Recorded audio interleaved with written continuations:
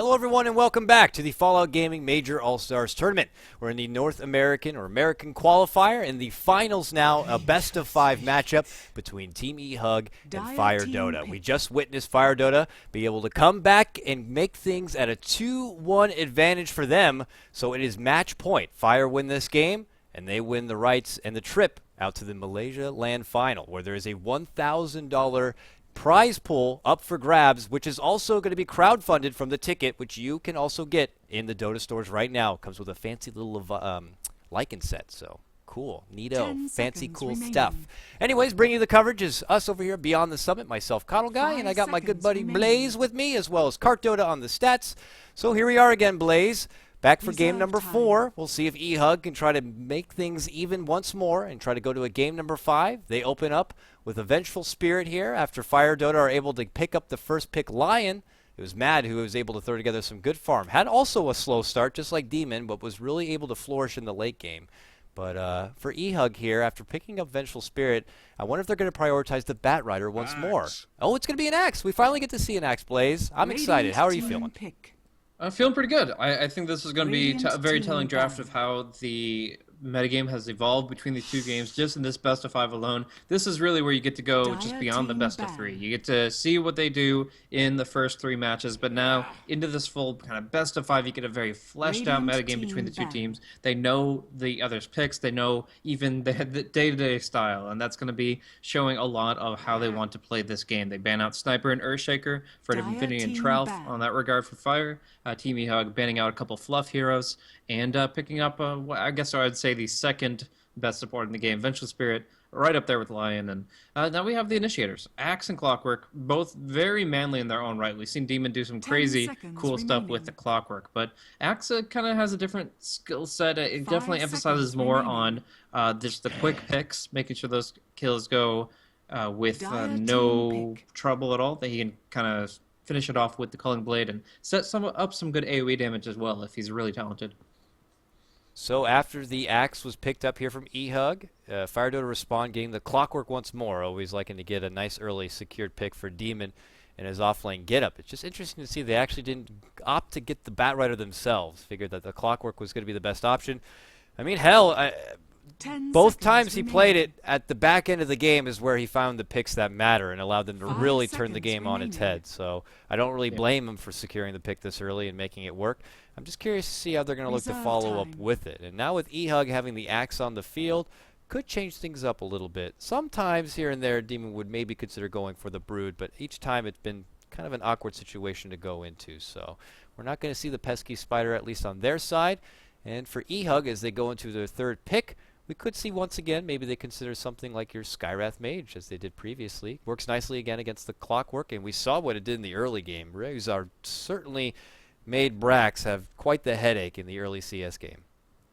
Yeah, I mean, it depends what mid you're up against to make sure if that strat is viable, but I think the Roman combo of Venge and Skywrath is definitely bringing a lot to the table. I mean, they have already a good defensive support, so I'd prefer them to go a hard carry and a late game support. Ancient Apparition fits pretty well with the fact that you can have trial farming up just a Hand of Midas and going for a very late game strat if you're not just getting destroyed in the laning phase. The last time we saw trial pick up AA had to go for an Urn of Shadows boots build, and I don't think he ever got an Aghanim Scepter that game, but at least they can consider it a hard carry option right now. And actually I'm quite surprised to see the Dazzle hit the field here. Axe and Dazzle have kind of a yin and yang relationship here. Essentially, the Dazzle is able to go for heal bombs against Axe because he's often in the center of a lot of friendly creeps. However, the Shallow Grave is almost a useless spell. Even at just 1 point in it, the Dunk can take it through, and that's not going to be good. Ancient Apparition also prevents a lot of healing. The Shallow Grave can keep a target alive from shattering before the Aghanim Scepter comes out. If the AA gets an Axe, it makes Shallow Grave just a delay of the inevitable. So, yeah, I have to say that I'm quite surprised to see the Dazzle come into play here, and it has to be used very wisely in order to actually show its presence. Yeah, you're good. Shallow Grave into Axe and the heal into Ancient Apparition just is, and they picked it up quick too. AA got grabbed and they just went immediately into Dazzle. I don't know if they took the moment to think about it or they're just that confident. Maybe they're banking on minus armor synergy. Shadow Fiend could get picked up right here, Blaze, and Fire Dota could look to use it for I would say Naga themselves. Siren. I Naga think Naga Siren? Siren's going to come out for Ash. 10 seconds Okay, remaining. okay. What leads you to believe that it's going to be the Naga in this particular kind of get up? We've Song the Siren is 5 extremely good seconds for just remaining. dishing out crazy amounts of physical damage across the board, and you can just get all that negative armor Reserve you're talking times. about. Also, just roam around really early. I mean, like Dazzle and Lion can get kills with the Naga lane, but then they can also rotate and kill off the mid, while the Naga is okay to farm 1v1, or even if she gets ganked, it's not the end of the world. So it really depends on how confident they are with that kind of trajectory, but we could just see something simple like a Slark again. That's good against Juggernaut because you get to use your Shadow Dance to negate the Omni Slash, but it's not that great against Axe or AA, so I don't expect it here. They also need to get something from Brax here. Queen of Pain had been something he picked up from time to time. We haven't seen yet this series for him to really unveil. The mobility could certainly help out and able to pick off maybe a lingering Ancient Apparition who's just trying to find a bit of side farm. But as far as everything else goes, it doesn't seem like they're very BKB dependent, really need the pure damage here. So as far as mid lane options go, if they're not going to go down the road of a Shadow Fiend, let's say, anything else really bouncing out to you that could offer a bit of synergy on top of what they already got? You got the lockdown factor and initiation already covered here with Demon's Clockwork, and already a fair amount of CC and lockdown with Lion. And plus the sustain of Dazzle. Well, it is going to be the Shadow Fiend. So Shadow Yeah, Fiend's going to honestly, grab that's that. the only thing that makes sense to me, to be honest. Like, you asked a really hard-hitting question there. What really fleshes out the heroes that we have here? Lion, Clockwork, Dazzle. What can really follow through with those specific heroes? And Shadow Fiend is the only one that has a nice hybrid of damage. The negative armor stack seconds can remaining. really dish out damage on somebody who's caught inside the cogs. It's a 5 very seconds remaining. difficult pick for them, but they have to make it, and I Radiant think it team definitely could ban. work if they give it the necessary support. Move Lion into the lane to help out as needed, and that's the important one. Ban out your Dire Storm. team pick. Yeah, they banned out Yuar Storm, and also eHug had banned out what could have been potentially maybe the Brax Warlock there, the core Warlock at the end. Something they had pulled out in the previous series that kind of caught off guard Complexity. That's right, Complexity. Caught them off guard, so you know, not something they're going to be able to fall back on here. So with that, I imagine I haven't seen Ush play Shadow Fiend. It's mid 10 lane, I assume, seconds right? He plays it remaining. in the mid lane, so they might have to do a change up and have Brax go to the safe 5 lane with seconds whoever it may be. remaining. We'll have to see where they take it from there. But it's eHug's next pickup here, banning out the Storm Spirit. Reserve We're got to see time. what Yuar's going to go for. I know the one time I don't say it, he'll get it, so I got to say Morphling again, Blaze, just because it's got to be there. But you're already going against a lot of minus armor, so Morphling probably wouldn't be really considered. But PA is also another option and something he's gone from time to time. Yeah, I think the Morphling would be fine here if that's the route they want to go. They certainly have that option. The Troll Warlord didn't get picked, I believe, though, so that's not been banned out. They could 10 go for the Troll seconds Jug, and that's remaining. been a kind of 6.83 favorite. Jug, 5 Troll, seconds remaining. Axe. Yeah. It almost seems like the dream lineup, but Yeah. you know, they have to make sure it'll work for their draft, and it's going to be the Zeus instead. So Radiant team the pick. idea here is to bring people low very quickly. Omni Slash, as well as the Zeus nukes. These things are going to set up Shatters from Ancient Apparition or Culling Blades from Axe. But I still think that Fire are going to look to pick up the Naga Siren for Ush, and it should be an okay hero to survive against what we see here. So with that, they get their burst and they get their map control that we saw for the side of Fire in the previous game. And now we're looking for our Brax hero 10 here. 10 seconds seconds left, remaining. 40 seconds on reserve. They could decide to amplify the minus 5 armor even seconds further. Would it be remaining. crazy to consider something like a Bristle in this game? But it is a Bristle into an Axe. Whoa. But a Lone Druid, oh boy. Pops up every once in a while, usually not in my games. But there it is, the Brax Lone Druid. Okay. Blaze, it's been so long since I've had the luxury. Lone Druid in this game, is it just more for Siege, objective gaming, being able to push hard and push quick and be able to work in the paint, or is there something I'm missing, like between the lines here, that he really contributes to a game like this against your already Jug and Axe lineup? Yeah, it's got to be the push. I mean, I can't see any other way about it. I mean, there's an extra target for the Omni Slash to bounce to, which is kind of nice. But overall, I think it's going to be the Siege. You might go for the Necronomicon build that we've been seeing more recently with the change to how the Battle Cry works? Yeah, 10 seconds the extra remaining. skill that he gets during his ultimate. That's going to be a nice enhancement tool for sieging 5 on the towers seconds more directly. remaining. The Dazzle can certainly keep it up, and they can kind of use that as their frontliner. But yeah, it's just a good tempo hero. Like this is a core hero that can come online for the mid game, and that's where they really want to fight.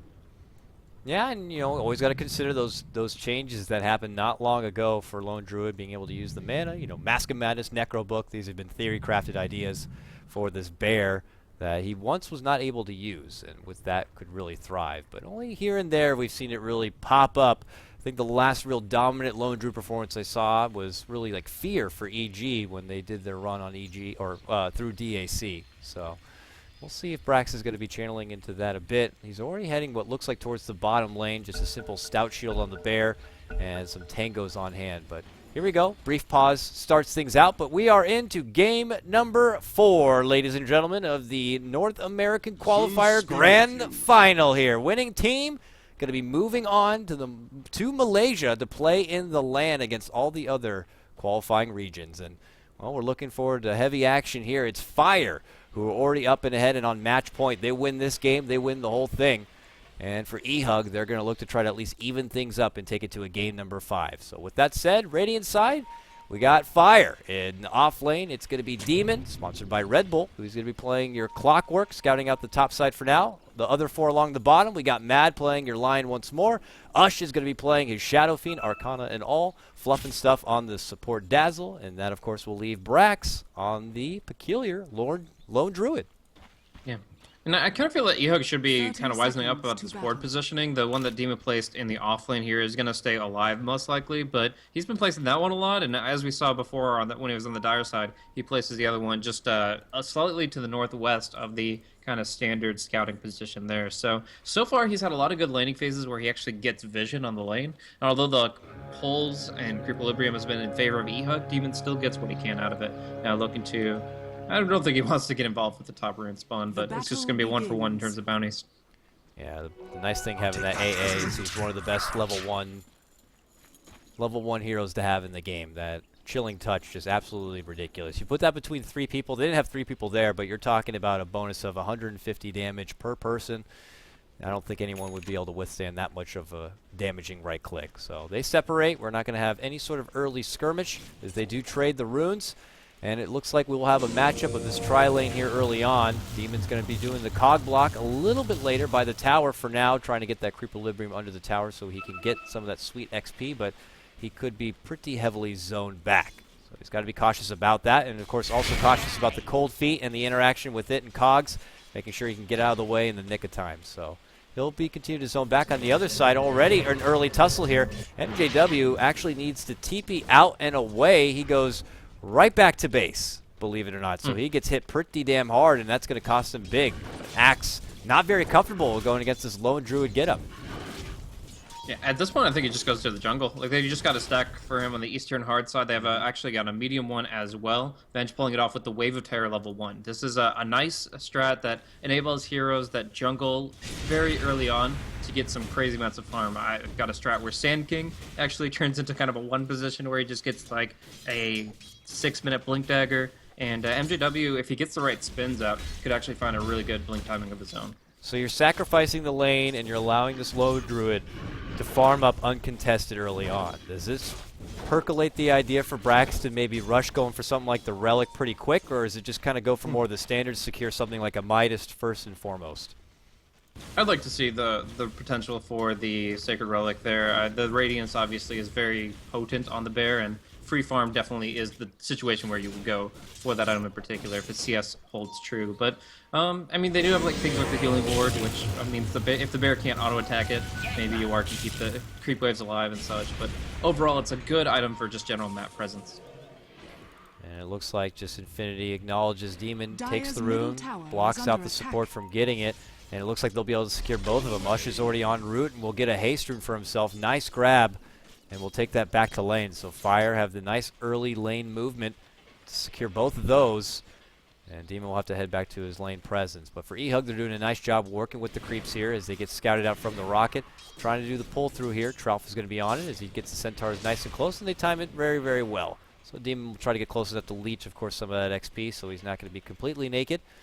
And with that, just a little bit more of that calm. Let's look at mid lane here. So a Zeus matchup taking on your Shadow Fiend. Shadow Fiend at the start, 16-3. Your Zeus 14-0, just kind of neck and neck for now. I think we saw this matchup in game number 1, if I'm not mistaken. I feel like we already saw it today as Zeus and Shadow Fiend, but I guess Blaze, all the Dota eventually blends together at some point. Yeah, there's obviously a lot going on, but we did see Zeus and Shadow Fiend in the last game, but they weren't really up against each other too directly. So, yeah, I think the Shadow Fiend will be able to really profit a lot in the sense that he started the game with the Magic Stick, knowing he'd be up against the Arc Lightning, and he's a hero that can actually deny. The Zeus, he can offensively CS with the Arc Lightning very nicely, but as far as actually getting denies against Shadow Fiend, it's nearly impossible. But Shadow Fiend will get Necromastery stacks, and therefore he'll get a lot of attack damage. With that on the return, Demon's able to secure a few last hits early on. He's 8-1 on his offlane setup. You compare that to the Axe, who did have to move into the jungle. About to have his Trank pulls complete. Gets the salve handed off from the courier, it looks like. Has a stack to work with here, as he'll probably stack it up one more time. So this will put him into a nice early boost. He's got 20 CS if you're counting the jungle work he's been doing here, but the haste is going to be popped from Ush. Maybe looking to make the go, but there goes the chilling touch. They could turn back some serious damage, but with Demon here, they're going to be able to secure the first blood. And there it is. Demon gets the first blood. Could end up paying with his own life, though. Even the Centaur's looking to get in on the action, and he will get zapped down. Infinity grabs the return kill, and we get things evened up 1 for 1. Infinity also benefits picking up the Invis rune at the end of it. Yeah, then just goes ahead and messes with his nemesis. You are there a little bit. Takes a lot of his HP out from one single raise, and then with the haste rune, he forces a spin. Oh, he doesn't quite have enough mana, or does he? Gets the one big strike. Oh, an auto attack would have done it, but he couldn't get close enough to the wave. Very nicely done. Ryuza scouts it out and gets it done. Oh man, they're able to bring down Ush and even it again, 2 for 2, as the Axe also went down. He went down to the neutrals, and he had gold in his pocket. I don't think that was intended. Yeah, but the cool thing is now he can actually TP down the bottom. The second that Brax starts pushing on the bottom lane, that's when Axe returns. He can kind of be the return of the general here, and he's focusing on the jungle for the most part. But as soon as the Creequilibrium goes out from the position that they normally keep it at, that's when Axe says, okay, this is back to my lane, get the Tranquil Boots up, and he's back to being an offlaner. But he didn't finish his stack, and he probably didn't intend to go down that way. The nice thing, though, is that just leaves more money for the supports to claim, as it looked like Trough was looking to last hit all his hard creeps. Fluff on his Dazzle goes back onto ward duty, planting down a little bit of extra mid lane vision here to see if any potential oncoming rotations could be coming from the other side. Even has a smoke on hand if they want to get a bit aggressive. And also, first and foremost, on your Dazzle play, typically want to have a TP always at your ready, just in case something is to break out on the other side. And for now, not doing anything to the Poison Touch, going more defensive. Has at least the 1 point into grave as he helps out his buddy Ush. But top lane, Demon makes the jump in, is able to get a hold of Yawar. Somehow, Demon gets the solo takedown in his own off lane. Big grab for him, even if he goes down here, which he will. Ryuza gets the kill right there, so already 2 kills on your Vengeful Spirit. But how does that happen, where your Demon solo offlane clock is able to get a hold of your Jug and finish him off? I believe he didn't have enough mana for spin. I think that he got hit, but yeah, he got hit by the cogs earlier on in the engagement, and then 10 seconds later he's dead to battery assault. So he gets knocked back by the cogs, and then he gets away from his creep wave, and he has the confidence of being like, okay, I'm a Juggernaut. Why would I ever die to Clockwork? But you don't have mana for spin. You don't have a get out of jail free card against the BA, which will just stay on top of you the whole time. So it was just the supports were a little too far away. Demon, he makes the mana play, and it really pays off. Now we have a potential mana play from both supports here for eHug. Plant down a ward on the high ground and maybe scout out any potential stacks as they try to get some leverage here. Fluff is nearby as he works with the lane on his solo to get some time for himself. And Ush working with this stack. Big one right now as he tries to get another one in there. Can he get it? 9? Not going to happen. Apparently too big. A tough spawn box. So yeah. That's difficult to manipulate, but he gets all the raises, clear out this very, very nicely, and Fluff is going to take some nice experience here. None of the gold, that's all for Ush, but getting Fluff some levels will help a lot, because Dazzle is a hero that you really want to build up. He really gets involved around level 7, level 8. That's when he has a lot to work with. I guess you don't have to worry about as many points in Shallow Grave, because that's not the high priority spell to have against the Axe. But Fluff, he's going for a Fluff and Stuff smoke here. It looks like it's just going to be for Observer wards, going for the Plateau one. Past the Roche Pit. Yeah, good spot too when they're trying to defend that tier 1 on the bottom lane. So he gets it down. And with that, he's also reserving the extra point. Doesn't know if they're going to be going on the aggressive and will need the poison slow, or if they're on the defensive and he needs the extra range possibly for the Shallow Grave. but he is looking to turn the corner. Knows that no one is here to help out poor little Trout, and if they want, they could move on forward. But apparently, Mad is calling out for a pause here as he does need to DC, or does DC.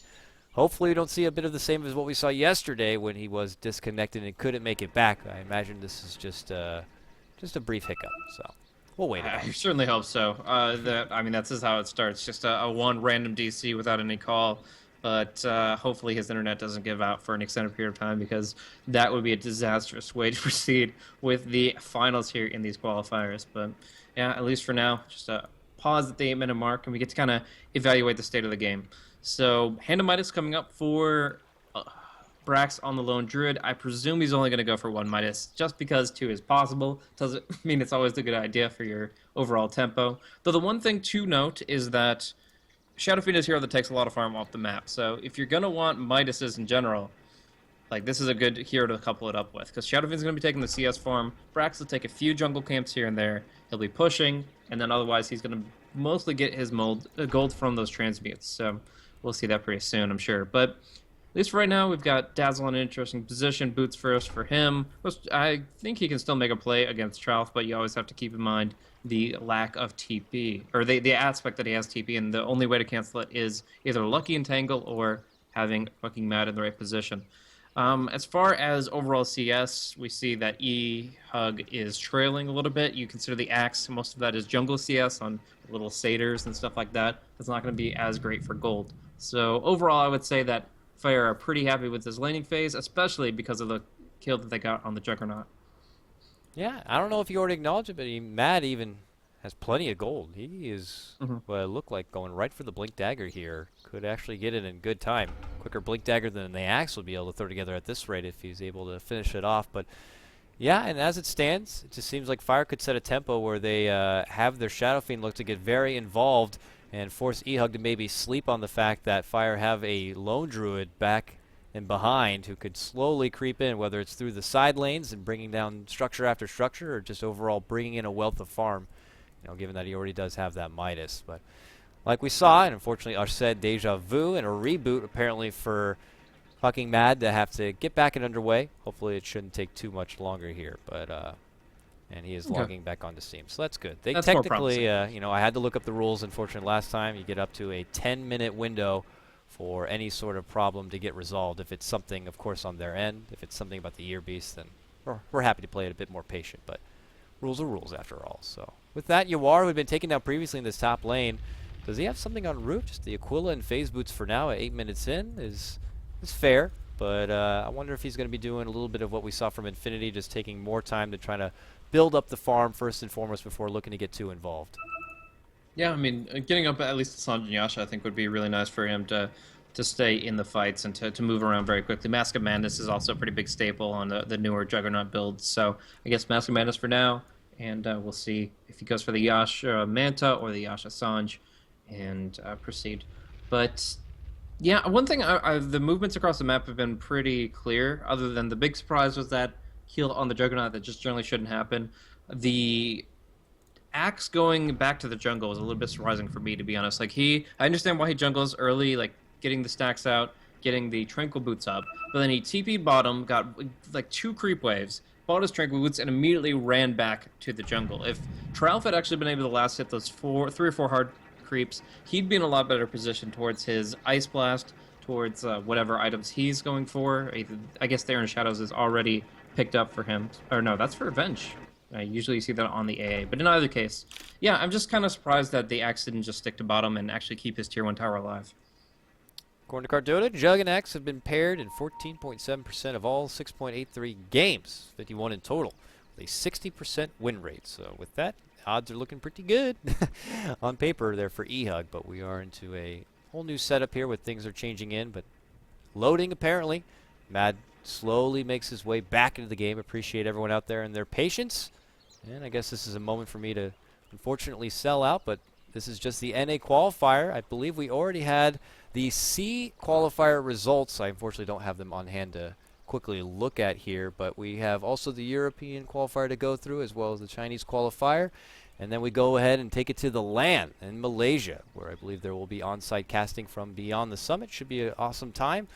And with that, I'd say we'd have a pretty good roundabout way. If you were looking for a lot of these Tier 2 teams to really try to come into the limelight and spotlight and try to really make a name for themselves, this is one of the opportunities to do so. But Matt is back, and we're ready to get back and underway. Potential skirmish in mid lane, though, after the rocket's going to be fired, and it looks like they will separate. Yep, so we're going to be seeing some involvement here. Nice cog attempts from Jimmy to try to make a play against the Zeus. He's already done some good work against the Juggernaut in general with that. But the big thing here is that Observer Warrior we were talking about above Roche is now scouting out the full vulnerability of Tralf. And it looks like that's a play that they want to jump on pretty soon. But it's actually going to be the Venge crossing paths with Fluff. And now he's the one in the awkward position. He's got to get something off. The stun's going to be there. He could go for a desperate TP Shallow Grave. Omni could cancel it, though, and it will. Fluff is going to be done for, and it's going to be a free pick right there. Yuar makes the heads-up play to quickly rotate from top to bottom to get that kill and that little bit extra bonus. And then conveniently works right over to the Ancient stack. More gold his way. Yeah, I kind of feel like if he just had held the Magic Missile for longer, then he wouldn't have had to expend the Omni Slash, because the TP cancel is the big thing there. Grave TP is an easy way out, but Omni Slash is the thing to cancel, the thing to get the kill. And Yuar gets some efficient farm. Yeah, I guess you can use the Chilling Touch against the lesser Black Dragons, but it doesn't work against the Lizards. So anyways, we are going to be seeing some early farm come out for UR. The Mask of Madness will be up at about the 11-minute mark. And Demon has yet to go for the Blade Mail just yet. Usually it's Boots of Speed into Blade Mail. In this case, he's picked up the Phase Boots. The phase boots on. I'm sorry, I totally got sidetracked right there. On the Clockwork. So he kind of has stretched out his tier 2 level of the boots before actually going for his more standard core. He actually went every single time I've seen him play Clockwork. It's boots into Blade Mail and then upgrade to treads for the more effective HP. In this case, he's just going for phase, which to me implies he's going for something other than the Blade Mail. Yeah, definitely intriguing. We saw that in just the last matchup where he favored getting it first and foremost, but now wants the move speed here as he uses that speed to kind of scout out what the hell's actually happening on the eHug front. Nearby, you see Axe, who had been in the jungle, so he knows there's been a lot missing. But he has eyes apparently on Yuar on the bottom, but he doesn't know there is 3-on-1 potential here. Cogs are going to be popped, and they start slowing him down with the Vortex here. MJW looks to move on forward. He's about 150 away from getting his Blink Dagger. Demon is in a rough spot, but he is able to go right to the neutral camp. Can he get away from this? He should be able to. Not going to get close enough to Magic Missile out. Whew, almost was a classic Jimmy moment, but with that hook shot, he's able to make it away. A classic Jimmy of another sort. That was still a hell of a play there. A very dangerous situation, and the bailout could have been more perfectly timed. I mean, it was so close for the Nether Swap to come through, and I mean, there were so many ways he could die there, but making the play happen against the neutrals, and he makes it out, though, just gathering some intel until that point in time. The big thing to note, of course, is the Blink Dagger for MJW, and we've seen what this guy can do with a number of heroes that like to single people out. We've seen him play Blink Doom, Blink Bat, now we got the Blink Axe, and we'll see what he has in store. This could be eHug looking to kind of assert their dominance, especially in the mid game at this point. Something MJW does time and time again, whether it be your Bat or Axe. He has eyes on bottom lane, and it's Mad. There's the jump-in call. And with that, they follow it up with the global of the Zeus and a dunk on the head. And see you later, little Zeus. Or see you later, little Lion. And Mad will be taken down. So a nice quick grab. MJW meets his quota once more as he gets a hold of his Blink Dagger. And they find themselves a nice little pick. Yep, in the meantime, I mean, Brax has been jungling a little bit here and there. He's really not stood out too much as far as big item purchases because he's banking everything. Yeah. Other than the 1 Boots of Speed, not 2, that he's picked up, and the single-handed Midas, he is now at 2,900 gold, and that implies to me the big relic. And it's pretty good timing, if I say so myself. We're only about 12 minutes in, and he's almost got the relic set up here. About 3k gold, and already gets the next stack up as he goes right for the dragon. So pretty convenient for him as well as far as RNG and what the gold worth is. Top lane, though, Mad could be in trouble once more. Yuar is right there. He makes the go on to Trump with the finger, but he could lose own life. Yeah. Oh, quick hex. Don't Omni me, please, for the love of God. Oh, Fog briefly. He pulls back. Hook shot was also coming through, and Yuar's had enough. Maybe worried that Demon was rotating in or didn't quite have the opportunity and didn't want to overextend, but Trout, believe it or not, walks away with a nice little hit and run. Yeah, that was actually pretty insane there. I mean, he has the Tranquil Boot, so he's able to get out there, and they really did the math on that one. Looked at the Rocket Flare damage, plus your standard combo of Earth Spike, Finger of Death, and auto attacks, and just barely had enough damage to bring down Trout clean. And even if you make it a 1-for-1, that's not too bad. But the fact that they were able to get out was insane. You are not able to get the Omni off before the fog of war breaks. And yeah, now we're going to see him just kind of continuing to be a nuisance up on the top lane, but Demon is under the ward. Yep, and with that, he moves forward. Mask of Madness popped, and it's going to be the Thunder God's Wrath that finishes him off. Mad could be in trouble as well. Can't blink away. Whoa! A mini Ravage! Flies out as he gets the Earth Spike, but Ice Vortex is going to slow him down. Oh, he gets the blink off before the tick! And he'll TP home! Wow, masterful play coming out from fucking Mad to make another quick escape. They still lose Demon, but that could have been another quick grab. But he plays that one right, and will count his lucky stars. Yeah, and then instead of forcing the tier 1 towers, they certainly could have. MJW, once he uses Berserker's Call on the trees to hope to clean up a Lion, he just goes ahead and TPs back to the well and gets his mana back. So I guess this is to keep their tier 2 tower up, which is very important, but if he just creep cuts behind the tier 1 up top, that's a nice tower kill. Instead, Trout's going to be the one to fall as Clockwork connects with another big pick, and it looks like Force Staff is going to be the item of choice for him. Yep, a grab there on the top lane. Unfortunately, I didn't catch as it looked like potentially they were going to make the go onto MJW as he was kind of trying to make bear meat on the bottom lane, but with Fluff just nearby, it was not enough. They just kind of waited for now. And with that, just a nice little pick there for Fire. They are now 5-6. It's an early look at the graph, but they're at a 3K net worth advantage. And if you look over the CS, Ush is at 135 at 14 minutes in. He's got good farm pace right now. Already Yule's complete. Got the recipe now for his BKB. So he's making good timing to be a real nuisance here. We're only about 15 minutes in.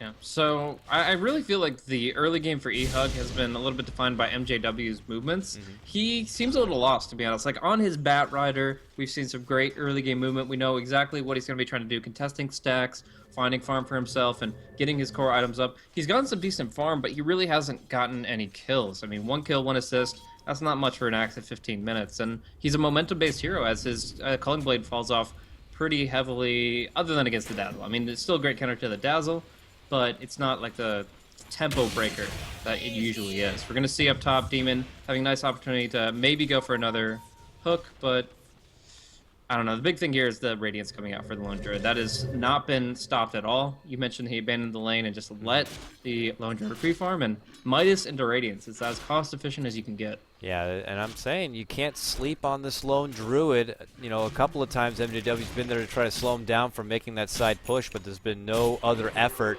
to try to take down this Lone Druid and stop him from building up so much farm. And now they're making it go into the Roche, but there's the bear, and hey, what are you doing in here? Are you doing that? Well, you're not going to do it much longer. I see what you're doing. Noir's going to have to spin the hell out of there and walk away. So they thwart that attempt, and Brax will just continue to farm up his jungle. So this could be scary for them, because you also have your potential hands full with Ush, who's got really great farm as he works on a double stack here with the Shadow Fiend. This is just about going to complete his BKB. He's actually, well, probably about 500 gold away or so, but with that, it's in all due time.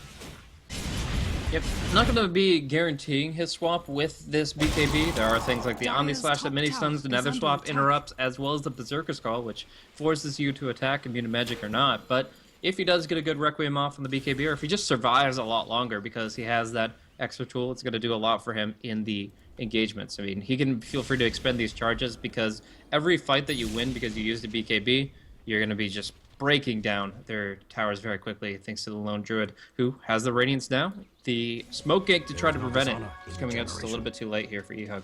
They grab the rune, but there's no ward there to see the rune just kind of straight up disappear, so they still have no idea this is happening. eHug are looking for a flank play from behind, but already they actually put out a nice defensive weave. There's the jump onto Brax. They want to get a hold of the bear. The wave follows up shortly thereafter, and they finish off the Lone Druid. Ush could be next. It was beautifully set up as well from Trout with the Ice Blast, and now they're going to go on to Demon. It's going to be a 4-man takedown, potentially 5 now for Mad. Ultra kill for Yawar, and then the dunk on top. Ruining the rampage is going to be MJW, but man, oh man, eHug. They wipe out 5, they lose no one, and they move on forward to a tier 1 tower. Whoa, man, that went disastrous so quick. Beautiful smoke from them to come in from behind.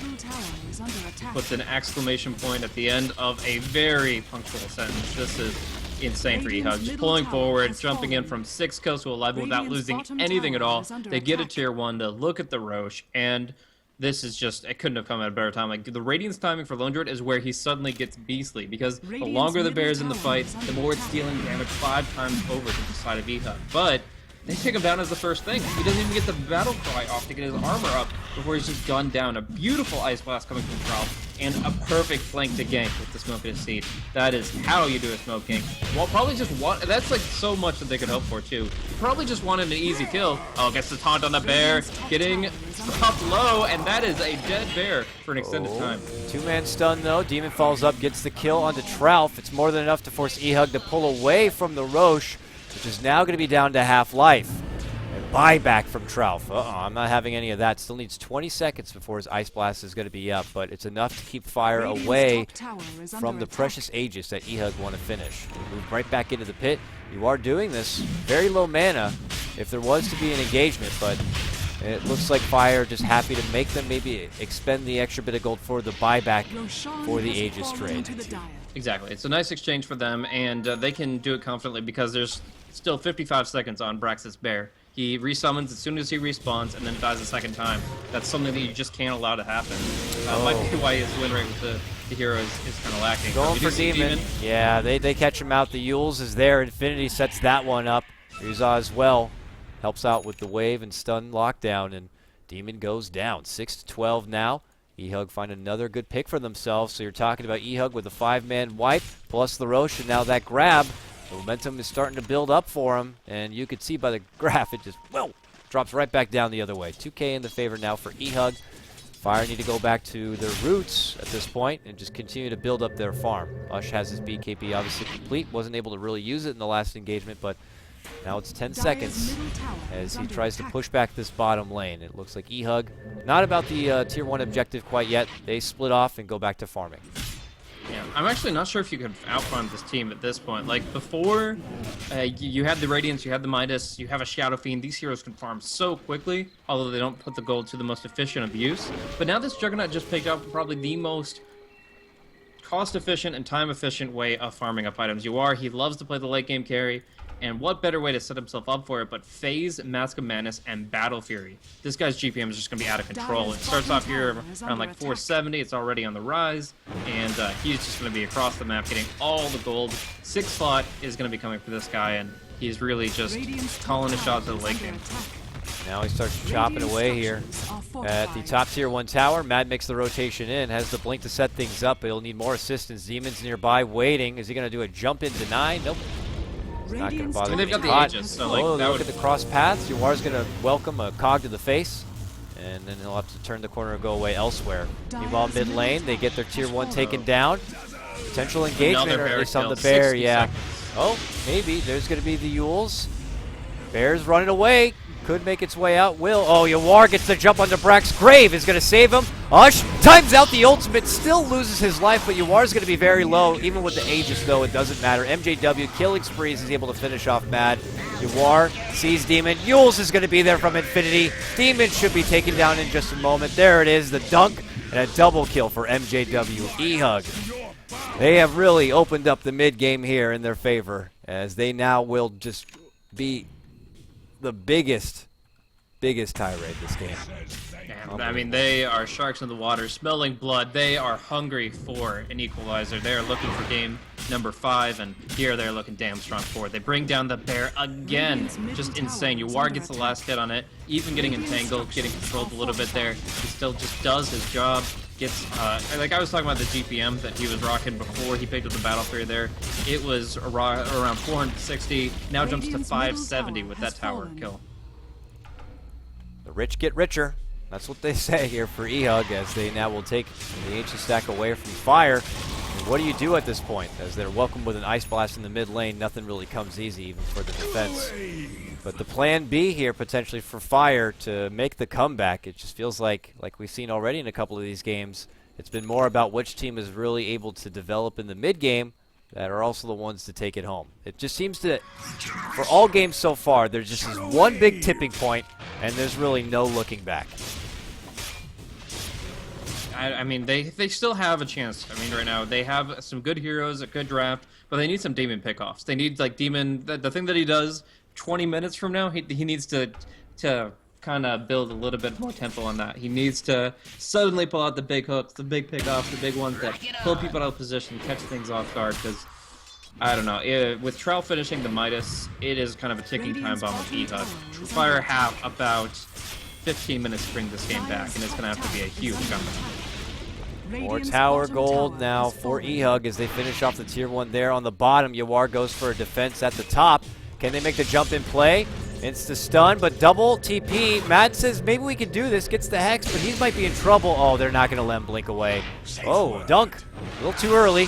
No, Mad's going to be fine. On cooldown. Yeah. We saw it before. The Battle Hunger does not tick fast enough. He just says, go for the quick hit, and that will make it so that we can catch up to him. Actually, a really good presence of mind strat for MJW. Yeah, doesn't want to risk the slippery fish that Lion was once before. I certainly agree. After following up with the Zeus ultimate, they had the extra vision, and they could lock him there just long enough so they can finish him off. So what started as a hopeful opportunity to make the jump on Yawar, just quick rotation work from eHug to fire back with their own kills. So good work for them. They start pushing down now from the top lane as they are on the verge of looking to take this to a game number 5. They certainly need it here. And Fire looking to try to dig deep, build up the farm while they can. Brack's back at it once more. Hasn't really gotten a lot after finishing that Radiance, and he's been pretty much plateaued at this point. So, looking at the Dazzle, and the fact that they picked it up as their 3rd pick there, they knew they were up against the Axe, that later got counterpicked by the AA. He is going for a hand of Midas this game. It is about the same time that Trout picked up his, so we're going to see about equal farm on these supports. But the question is, what is a Midas Dazzle really going to do in a game versus an AA and an Axe? Well, that's a great question there, Blaze. And I wish I had your answer. Is like the only thing I can think of. Like, lots of armor. Something. Get a pipe or something to help out your allies, I suppose. But he has even forced a shallow grave after just one simple ice blast. Oh, the ult's there, but it's too late. The AA ult is already worn off, and you could just see the early trickles of a really pesky global strat that eHug have thrown together with the Zeus and AA. Yeah, so I mean, that's just going for global bombardment. They're able to really suppress their opposition. They already show how they have the chops to control the bear, nuke that down pretty quickly, and yeah, I mean, we see the AC coming up for Brax. If not like an Aghanim Scepter on the Dazzle, I really just don't know what big item you can pick up and put him in the game. Ryuza will go down to a nice blink and ulti, and that's going to be probably a follow-up kill onto MJW. He goes in, he has BKB. It's nice with the armor, but can he actually turn this? Oh, Brax, Omnislash is there. Gets saved from the Dazzle Shallow Grave, but it's only for now. Heel's desperate, but there's the dunk. MJW finishes it off. And now they're on the run using that extra bit of move speed. Fluff, oh, but please don't see me! Oh! And he gets killed. So that was frightening. Sorry we all had to see that. The blood has been spilled. Fluff is now no longer with us. Condolences to him and his family, but for that fire, they lose 2 at the expense of a jump in play from Mad just to simply take down the Vengeful Spirit. We're not seeing enough come out of Fire's lineup here. The Dazzle, the Lone Druid, they're kind of the odd men out from a more standard draft clock. Lion, Shadowfiend, they're the ones that are doing what we expect of them. They're making plays happen. Fucking Mad has pulled out a number of nice kills, one of them with the help of the Clockwork, one of them practically solo. And the Shadowfiend's getting a lot of farm. He's actually going to get right on top of Trout here. The last raise comes out, a triple raise. Doesn't even need to use a Requiem combo with his Yule, as he says, I'll keep that one there for a rainy day, and he's going to get a very clean kill onto the low HP Ancient Apparition. Felt like Trout was also expecting maybe the Requiem, so he tried to just straight beeline it as far away as possible. Because that you're running in that straight line, and it's just simple raise after raise, and she's able to get that kill. So a small breath of fresh air there for Fire to get something for themselves, but you know, without question, it's still eHug's game to lose at this point. Getting very close to that 10K net worth swell, and you're looking at mostly on the back of Yawar. Ever since finishing out that Battle Fury, he's already had his Scotty complete. 2K gold, just like that. He's at 16K net worth just for himself. The next closest, at least on the side of Fire, is going to be Ush at 13K. That is like a full luxury item ahead. So very, very dominant force here from eHug. Fire just have to bank on a couple more pickoffs and hoping that rubber band can come back their way. Yeah, it's going to be rough. I mean, They do have a couple things going for them, of course. They have still the pick-off potential from Demon.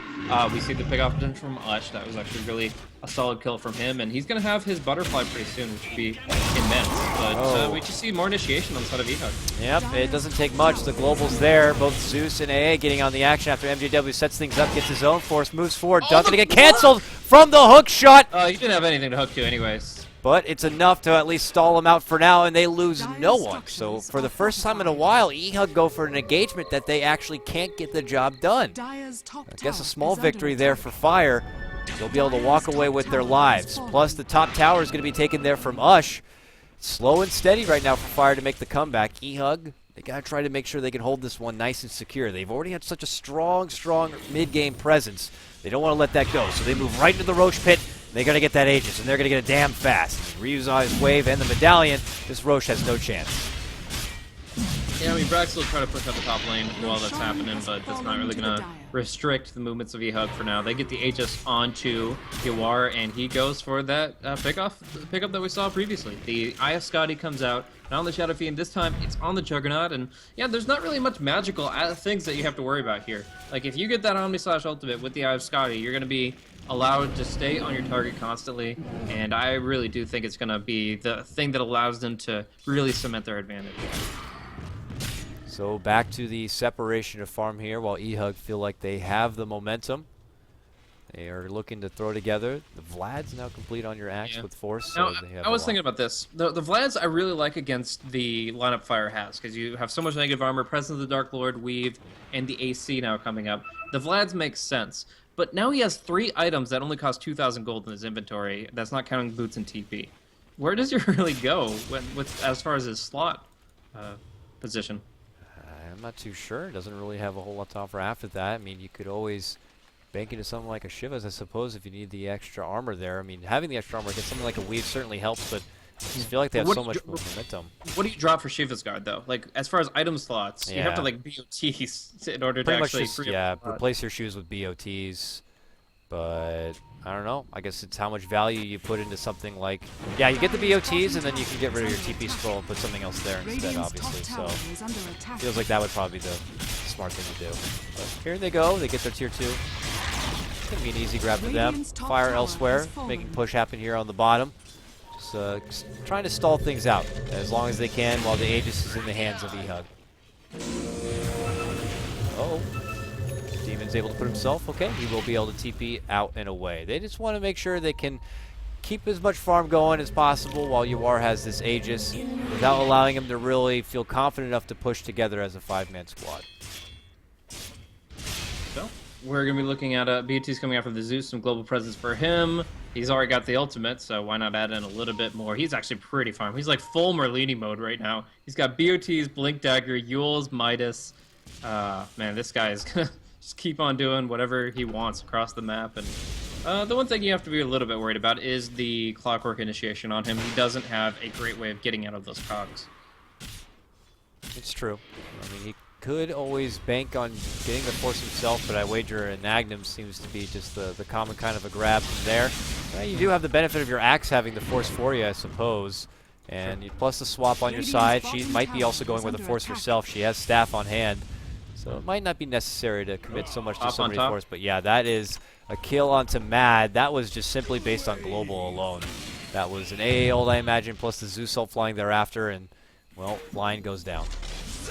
It really hurts. It really does. So we're going to see nice pickups coming through here. Monkey King bar for UR and the point booster for Trout. This puts him very close to his Aghanim Scepter. He is actually only 1,100 gold away, and that's going to be the thing that Fire doesn't really have anything to deal with. They have a bunch of heals, but if you get a good Ice Blast, like the AA can sit from Fountain and actually just break your entire lineup, but they're not going to wait for that. They're going to go now, and they have a tremendous front line with this Aegis. It's just unfortunate, for someone like Ush, who, just completed that butterfly, and now the MKB is already in the hands of Yawar, so it's not going to be as potent as he'd like.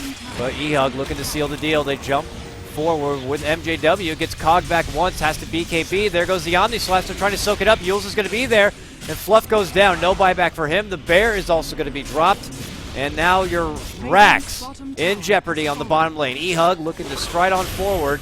Bear's going to be resummoned. Mad moves in. Nice two-man stun. MJW, though, beautiful call on the 2 and wipes them out.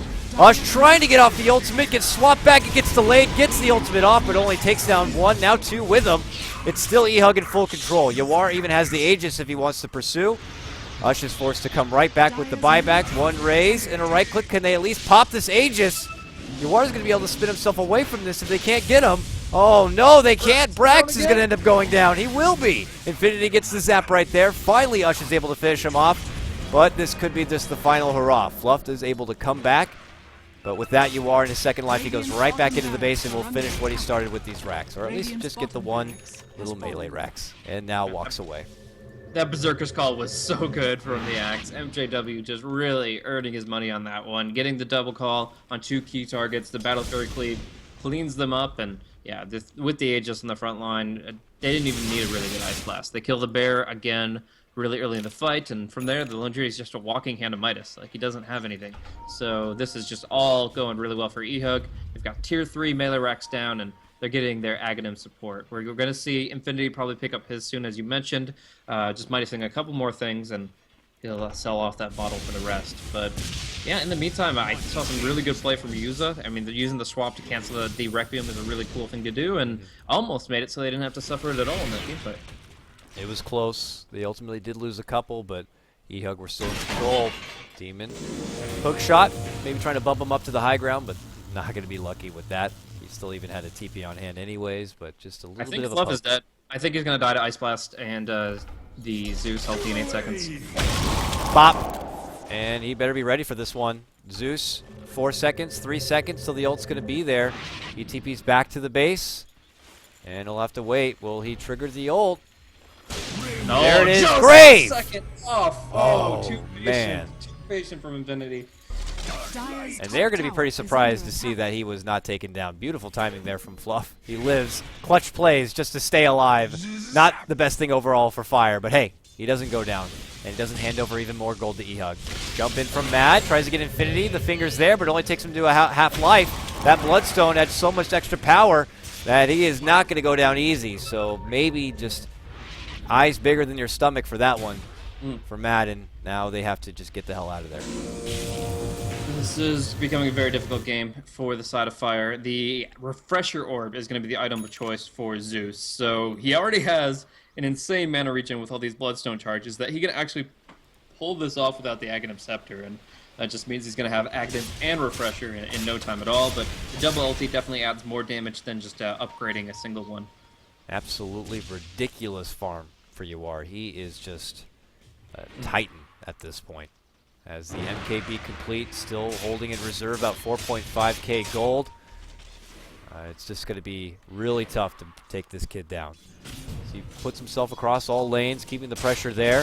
eHug could look to wait it out. We got a few more moments before we'll see exactly what the deal is with Roche and how long eHug could wait a bit. But there's your AC. Now going to be set on Axe. Not exactly the Shivas, but still the extra bit of armor certainly will help. Pretty much mitigates out the damage that Dazzle would be able to do if he was going to go with a more offensive kind of weave. Another one of those plays with the Ice Blast. The ult's there. Might just shatter by itself. It's trying to heal, but it doesn't matter. Oh god, if he popped the ult, he'd be dead. Oh yeah, definitely. But he's not doing it. And he lives. He's going to be fine. Very close. Infinity didn't really quite know how low he would be and was worried about the timing. Understandable. So Fluff will live on once more. Just a mini-game in itself whenever he has to deal with that. Exactly.